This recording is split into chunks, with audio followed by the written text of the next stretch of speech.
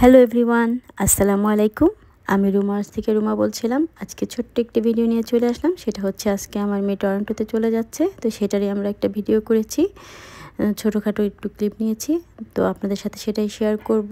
ও যেহেতু টরন্টোতে থাকে। এই যে এখন মেয়ে চলে যাবে, এই জন্য পুরোপুরি রেডি।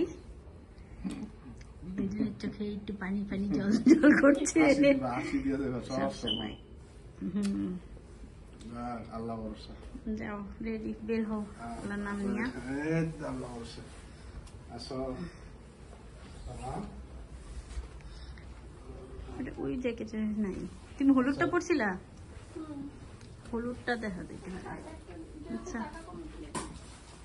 বাই। তালা মারো। দাও তালা মারে। বাই দিতেছে। নিতে পারবো খালি একটা না, ব্যাগটাও লাগে যাও। আমার দুইটাই বার নাকি? খাবারও তো বার।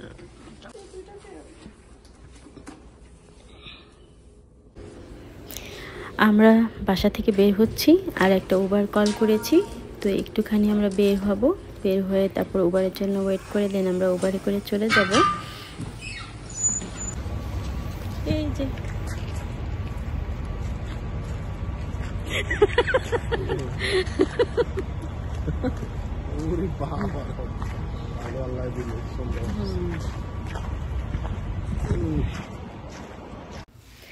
আজকে আমি গাড়ি নিয়ে নিই, কারণ হচ্ছে আমি এক জায়গায় যাব, ওইখান থেকে ফেরার পথে, তো সেখানে অনেক সময় লাগবে, তাই আমরা উবারে করেই 3 জন মিলে যাচ্ছি।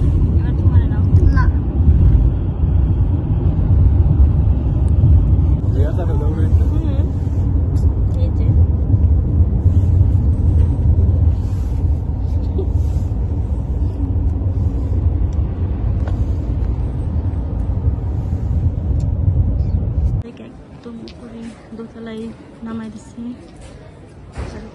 ঢুকে পড়লাম।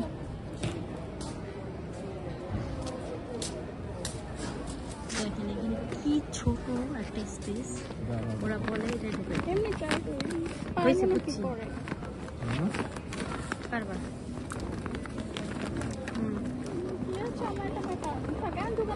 হয়েছে বুঝছি হচ্ছে পারবো।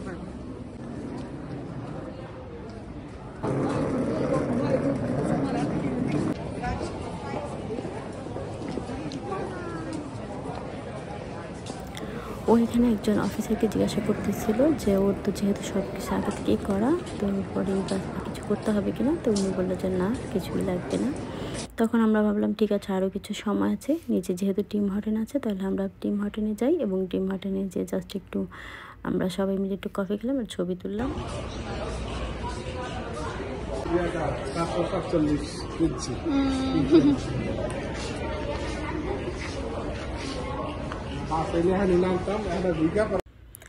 তারপরে আমরা আস্তে আস্তে উপরের দিকে চলে যাচ্ছি, কারণ উপরে যে দেখব যে আর কতটুকু সময় আছে, বা ফ্লাইটের কোনো চেঞ্জ আসছে কিনা। অনেক সময় দেখা যায় ফ্লাইট চেঞ্জ করে টাইম শিডিউলগুলো, সেজন্য আমি সেগুলো আবার চেক করতেছি যে টাইমে কোনো পরিবর্তন হলো কিনা, এটা দেখতেছি। যখন দেখলাম যে না, একবারে টাইমই আসছে। ভালোভাবে চলবো, যা কারণে চিন্তা ভাবনা করে কাজ করবা। হ্যাঁ মা, তখন আসলে আমরা সবাই কাঁদতেছিলাম, আমি আমার মেয়ে, এই আর কি।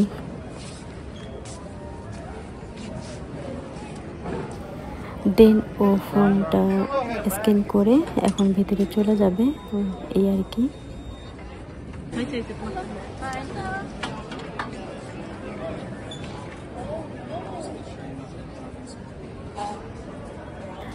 দেন ও ফোন স্ক্রল করে ঢুকে গেল। তো এখান থেকে একজন দেখছিল যে ইমিগ্রেশন, যে আমি ভিডিও করতেছি, তো উনি বললো যে আপনি উপরে যান, উপরে যা সুন্দর করে ভিডিও করতে পারবেন।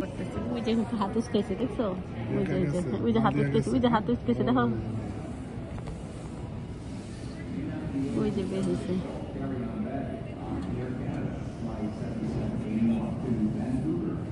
ওর ব্যাগ এখন আসেনি। ও বের হয়ে যাওয়ার পরে আমরা ওয়েট করতেছিলাম যে ওর খাবারগুলো নিয়ে কি বলে না বলে, তো ও ওয়েট করতেছিল। 2টা এরকম বক্সে করে ও মাল দিয়েছে। তো সেই জন্য একটা চলে আসছে, বাট সেটা এই পাশে আসছে, যে তার মানে এটা চেকিং হবে। এটা হচ্ছে খাবারেরটা। দেখি ওনারা কি করে, সেটাই আমরা দেখব আজকে। আমরা জানতাম যেহেতু প্রত্যেকবার আমরা খাবার দিই, প্রত্যেকবারই আমাদেরকে এরকম ধরে। তো এই আমি দেখি কী করে ওরা। প্রত্যেকবারই আমি আমার মেয়ের জন্য খাবার দিয়ে দিই। দু এক সময় রিটার্ন করে দেয়, সেটা আমি আবার নিয়ে যাই, আর দু এক সময় রিটার্ন করে না, এই আর কি। এখন ওরা ফুডগুলো চেক করবে।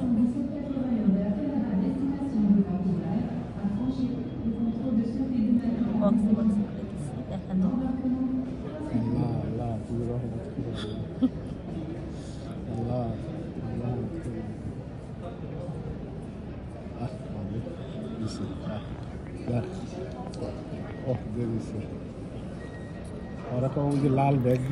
তো আমাদের সবগুলো খাবার চেক করে দিয়ে দিছে, তার মানে সবগুলো খাবার ও নিতে পারবে, সেজন্য সুন্দর করে আবার প্যাকিং করছে।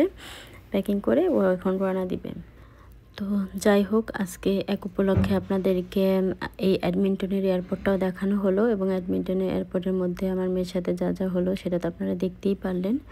তো সবগুলো খাবার আবার যেহেতু বের করছে, সব গুছিয়ে টুছিয়ে এখন চলে যাবে। তো যখন দেখলো যে চলে যাওয়ার সময় যে আমাদেরকে আবার দেখা যাচ্ছে, তখন ও আবার কি করলো, ও আবার একটু ভিডিও করলো, সেটাও আপনারা দেখতে পাবেন। যেহেতু খাবারের ব্যাগ ছিল, আসলে ব্যাগগুলো অনেক হেভি ছিল, ও হাঁটতেই পারতেছিল না। আর আমার তো দেখে খুবই খারাপ লাগতেছিল। আমরা টাটা দিতেছিলাম, বাই বাই বলতেছিলাম, খুব খারাপ লাগতেছিল।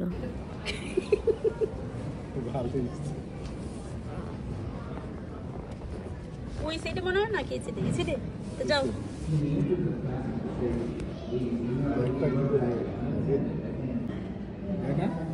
না, তুমি চাইলে ওই দিকে যা, ওই পর্যন্ত আরো দেখতে পারবা। আমি একা এই যে বুঝতে পারতেছে না।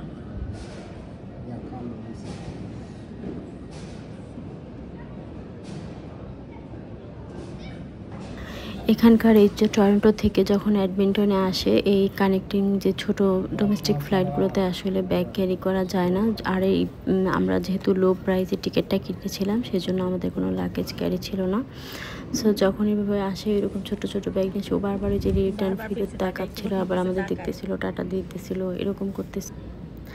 তবে যারা আমাকে ভালোবাসেন অবশ্যই আমার চ্যানেলটি সাবস্ক্রাইব করে রাখবেন এবং বেল আইকনে ক্লিক করে রাখবেন, যার ফলে আপনারা নতুন নতুন ভিডিওগুলো পেয়ে যাবেন। তবে আজকের মতো এখানেই বিদায় নিচ্ছি। আল্লাহ হাফেজ।